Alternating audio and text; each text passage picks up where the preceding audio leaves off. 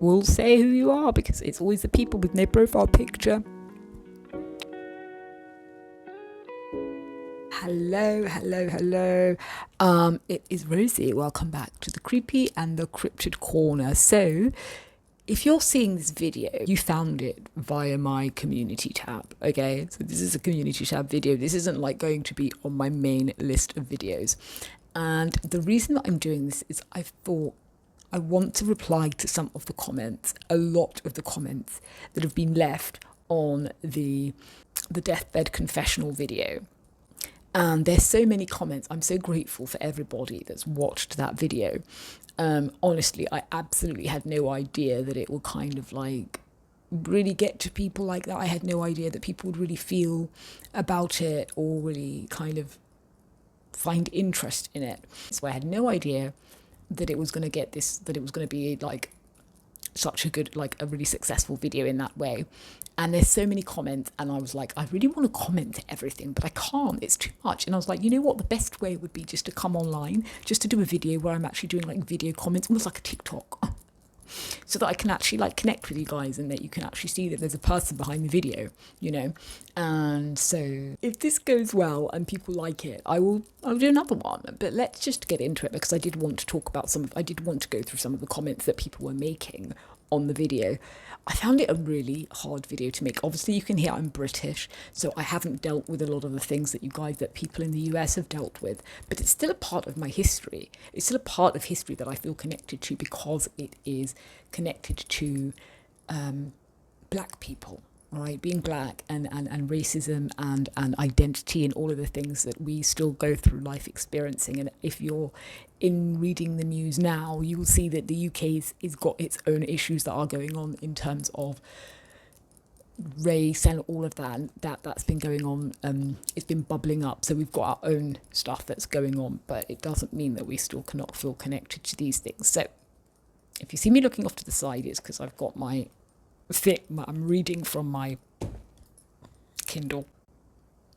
So the first comment that I'm going to read is one from @Caroline Granados5682. I don't know whether you guys actually want to be named. If you don't, like, let me know, because I don't want to be doxing people out here with their YouTube names. But anyway, and she says, as heartbreaking as these stories are, they need to be told. My heart bleeds for the victims. And that's what I felt. I said, same. I said I hesitated making it because I didn't want to pass the burden of the stories on, but my intuition was guiding me to do it for those exact reasons. Straight up, that firefighter story really got me, because people were saying this in the comments as well, but it was like, I don't know what it is, but it's like, yeah, people are like, we knew the police are not on board. We know that they can be shady in the way they do things. We know that other services are. But for some reason, for me, firefighters did not cross my mind, because I always imagine that people that do firefighter or decide to become firefighters, they're doing a job that puts their life on the line every day in a very real way. And therefore, in my mind, it's like, well, therefore, if you're going to be in a job like that, that really puts your life on the line, you must have a passion for wanting to help people. Because who's out here just wanting to be walking into like burning buildings? You kind of have to, I imagine, be compassionate or have a lot of empathy or something. I sort of imagined that in my mind, you were exempt. So to hear that story was like a sucker punch. I'm not even going to lie. Some people might say that's naive.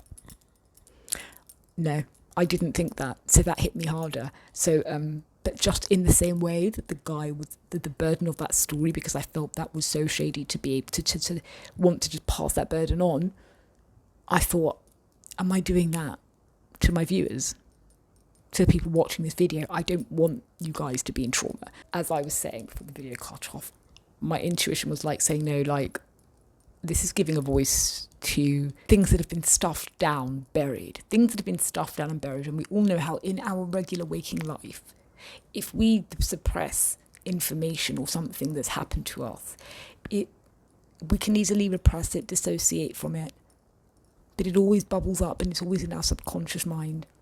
And whatever we suppress still affects us. You might not realise it, but it affects you in one way or another, whether it's your relationships, whatever it is, your connections. And so things aren't meant to be suppressed. It's like what is pushed down to the bottom of a lake or bottom of the water, it always tries to rise to the top. That's just the natural order of things in that way. And so things that are suppressed and people that did not have a voice need to have a voice. And so I was like, I'm going to put it out. Okay, this was a very interesting comment based on what I've just said. Now, this is interesting. So, I don't know whether I wanted to put the person out there, but at Mary Arnold 3743 said it's shocking how so many people didn't offer forgiveness. And somebody replied to that saying, because too many people want to clutch their pearls of bitterness and hatred, just like all these hate groups. They do them proud. It's sad. So I'm not quite sure the end of the last message meant, but I think I don't necessarily agree with that comment. I'm sorry to say, because forgiveness isn't something that you have to give. You're forgiving the person for your own peace, right? You don't have to forgive somebody if you don't feel like you can. So I think forgiveness is earned, all right? In my opinion, you earn forgiveness. And I don't think that these people should be shamed for not offering these people forgiveness because they were calling out, right? Like, it goes to another question. I need to find who wrote it. Like I'm saying, forgiveness is not something that someone deserves. You earn forgiveness in the same way that some people earn respect. And I think it's all different for different people. Different people might feel differently, but you can't force somebody to forgive somebody for something. I don't care whether it's a moral right thing to do. You cannot, especially when you've had situations where there was a lot of injustice and people didn't even have a voice to even have an even playing field to express what it was that they went through. Clearly the dead here cannot speak. So I think it's a bit presumptuous to be like, it's shocking how many people didn't offer forgiveness. Why? That shame, you shouldn't shame somebody into doing something that they don't necessarily feel like doing. And it goes back to what I'm saying, is the fact that if a lot of these people genuinely felt that they wanted forgiveness, I'm talking about the ones that are lucid, right? The one they genuinely felt bad for what they did, they would have tried to rectify their behavior or do something at a much earlier stage, not at the end.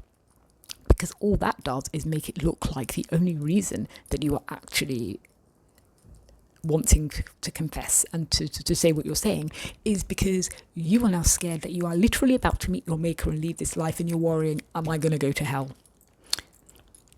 Even if you're not religious, you'd be thinking, you're very aware of what you did.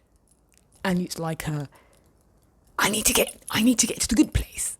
You're right. It's like, that's the reason. Otherwise, why would you not have done something before? You've got plenty of time along your life to rectify your behaviors and your actions, and you could do many things that could indicate you've had a turnaround. If you're only doing it literally as you're about to die, literally on the death's door, I'm questioning you as to, like, you don't really mean this. You just want to make sure that, just in case, you're not going to end up in hellfire, okay? And in that sense, no, I don't think you do deserve forgiveness. That doesn't mean, though, that that I'm completely condoning, like, spreading like complete like racist vitriol or like hate every single white person or whatever. That doesn't mean the same thing. I'm talking about these very specific individuals in the same way that I would deal with people in my own life. Okay, you do with people on an individual basis at times, right? So I don't agree with that one. Ghost of the editing, Rosie's future here. Okay, so I just wanted to add this bit in. I think it's important to make a necessary distinction because it can be harmful. Like, for instance, in my opinion, what I feel was slightly expressed at the end of the comment, where they were saying people want to clutch onto their pearls, of bitterness, and then, sort of bringing hate groups into it. And while I'm not saying that doesn't necessarily happen, I think it's really important to stress in this particular situation that people really need to treat situations accordingly and not blanket statement things, because that becomes a problem. And I actually think that is also what becomes a problem with the issue exactly with forgiveness as well, because it's almost this you should do this because of this, this, and this. And that doesn't sit well in the real, in reality. All right. So forgiveness, like for instance, it says if forgiveness involves willfully putting aside feelings of resentment towards somebody who has committed a wrong, been unfair or hurtful or otherwise harmed you in some way. All right. And we know that forgiveness doesn't mean that you just have to accept what's happened or ceasing or not be angry anymore. You can still feel all of those things, or you should still be able to feel all of those things, even if you do choose to forgive. But this is the point. The main point for me is it's like, willfully putting aside feelings of resentment, etc., etc. Now, it's difficult in itself, but it's easy to put feelings of resentment and anger aside when you at least feel that you've at least first been heard, or that your story or what your position has been heard. But in a lot of these situations, that's not the case. How many of you, like, for instance, have been like, imagine if you were involved in a dispute or something at work and somebody was like egregiously like saying stuff like making you saying that you've done something bad, basically throwing you under the bus, and you had done no such thing. Your job is in the line, right?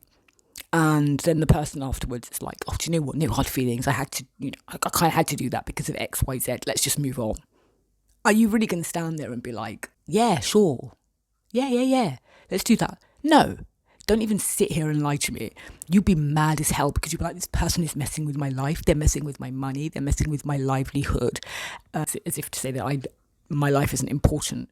And they're wanting to just carry on as normal. You'll be so mad. You'll be like, I'm absolutely not, like, unless I see that you actually understand what you've done to me and see the pain in what I'm going through. If I can't see that you understand that, then no.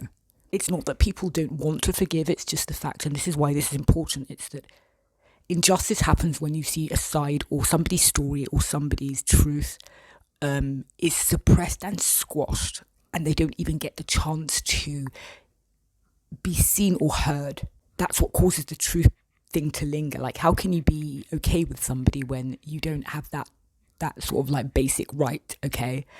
When you see and can be heard and seen and your truth is out there, that's what helps people to be able to try to mend bridges, because they at least feel seen and heard. So how are you asking these people to be giving forgiveness to something when the person doesn't look like they've shown any kind of like remorse, really? I think that's a bit rich, and I don't think that's right.